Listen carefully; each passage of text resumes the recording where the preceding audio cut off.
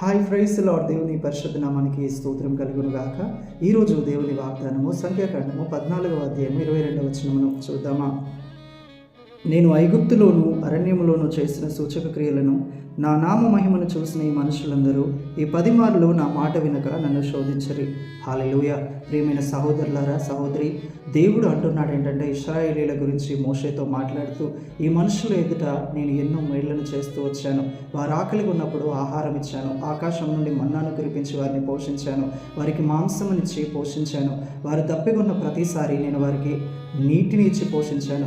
వారి కన్నుల ఎదుట వారికి ఎండ దెబ్బ తగలకూడదని మేఘస్తంభముగాను, రాత్రి వారు భయపడకూడదని అగ్నిస్తంభముగాను వారి మధ్య సంచరించి ఎన్నో అద్భుతాశ్చర్య కార్యాలు నేను చేస్తూ, ఒక తండ్రి వల్ల నేను వారిని భరిస్తూ ప్రేమిస్తూ ప్రతి అవసరతను అక్కరను తీరుస్తూ పోషిస్తూ వచ్చినప్పటికీ ఈ ప్రజలు 10 సార్లు నా మీద తిరుగుబాటు చేశారు. కాబట్టి నేను ప్రమాణము చేసిన ఆ ఒక దేశంలో వీరు ప్రవేశించరని దేవుడు ప్రమాణం చేస్తున్నాడు. అంటే చూడండి, వారి యొక్క సనుగును బట్టి వారు వాగ్దాన భూమికి దూరం అయిపోయారు. వారి యొక్క సనుగును బట్టి వారు వాగ్దాన భూమిని నిరాకరించారు. మన జీవితంలో మనము దేవుడు చేసిన మేళ్లను, ఉపకారములను బట్టి ఆయనను స్తుతించి ఆరాధించే వారంగా ఉన్నప్పుడు ఇంకా అభివృద్ధి చెందుతాం, ఇంకా ఆశీర్వదించబడతాం. కానీ సనుగుకునే మనస్సు మనలో ఉంటే మనము మన జీవితంలో ముందుకు వెళ్ళలేం. ఈరోజు మీ కుటుంబంలో మీ పిల్లలను బట్టి, భర్తను బట్టి, భార్యను బట్టి సనుకుంటున్నారా? అత్తమామను బట్టి సనుకుంటున్నారా?